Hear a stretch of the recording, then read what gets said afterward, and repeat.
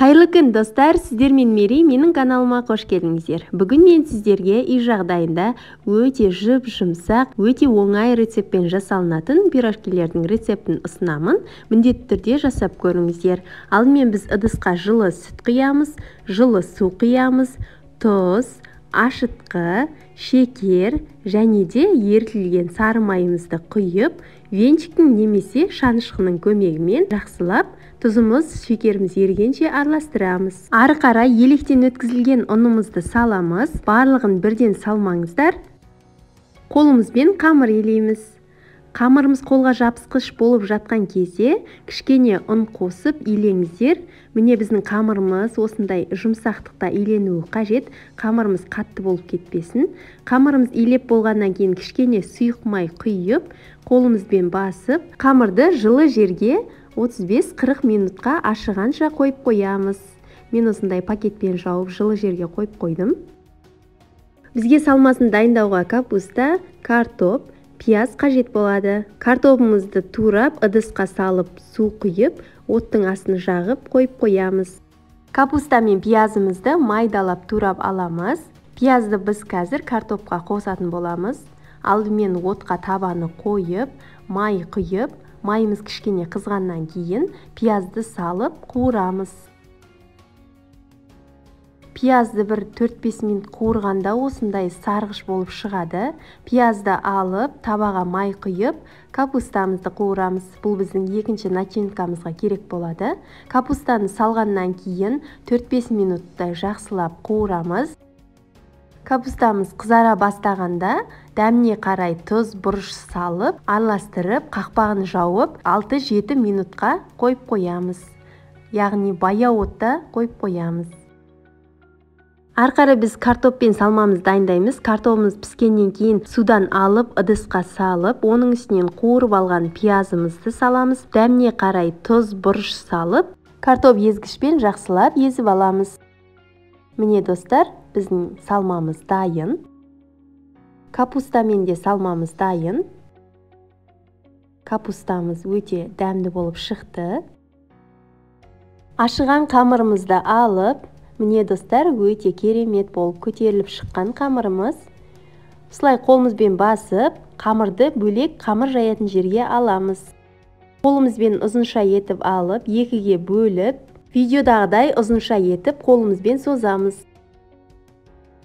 Ары қарай пышақтың көмегімен, көз мөлшерімен кесіп аламыз. Егер сіздер бұл пирожкиді сатылымға шығаратын болсаңыздар, таразымен өлшеп кессеңіздер болады. Екінші қамырды да ұзынша етіп, созып алып, бұл қамырды да көз мөлшерімен кесіп шығамыз. Бұл өлшемнен де кішірек етіп кесіп жасасаңыздар болады, қалауларыңызша. Қолымызбен осылай қамырымызды біріктіріп, дөңгелектейміз. Барлық қамырды осылай қолымызбен жақсылап, нығыздап, дөңгелектеп, қамыр жаятын жерге қоямыз. Және қамырдың үстінен пленка жауып, 10 минутқа қоямыз. Осы кезде біздің қамырымыз кішкене көтерілетін болады. 10 минутқа міндетті түрде қойып қойыңыздар. 10 минут өткеннен кейін бірінші қойған қамырымыздан ала бастап, қолымызбен кішкене басып, оқтаудың көмегімен жаямыз. Қатты баспай, шет-шетін ғана басып, қамырымызды дөңгелектеп жайып аламыз. Қамырымызға ұн себудің қажеті жоқ.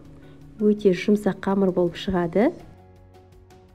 Осылай дөңгелек етіп жайып аламыз. Міне видеоға мұқият қараңыздар. Қалыңдығы осылай болуы қажет.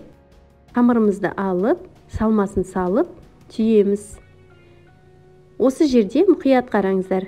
Түйген кезде осылай екі жағын бір-біріне біріктіріп, жақсылап қолымызбен нығыздап басамыз.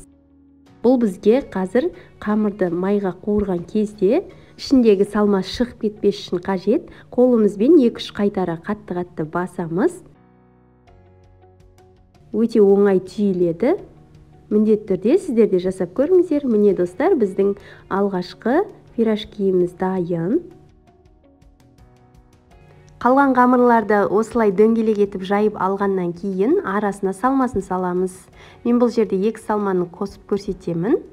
Бірінші біз картоппен салмамызды салып, салманы көбірек салсаңыздар болады, қалауларыңызша. Екінші қамырымызға капустамен жасалған салманы саламыз. Егер сіздерге капустамен ұнамаса, тек қана картоппен салма жасауларыңызға болады. Міндетті түрде қатты нығыздап басамыз, міне қолымызбен. Видеоға мұқият қараңыздар. Достар, егер осы видео сіздерге ұнаса, менің каналыма тіркеліп, лайк, комментарий қалдыруды ұмытпаңыздар. Және де менің каналымды қай қаладан көріп отырсыз, сол туралы да жаза кетіңіз, таныса отырайық. Міне түйілу барысын нақты көріп алыңыздар видеодан. Барлық пирожкилеріміз дайындап алғаннан кейін табаға пергамент қағазын төсеп, алғашқы біз пеште пісетін пирожкилеріміз дайындаймыз. Бетіне жұмыртқа жағып, 180 градус қызып тұрған пеште 15-20 минутта пісіріп аламыз. Ары қарай біз пирожкилерімізді майда қуыруды бастаймыз. Кішкене осылай басып алсаңыздар болады.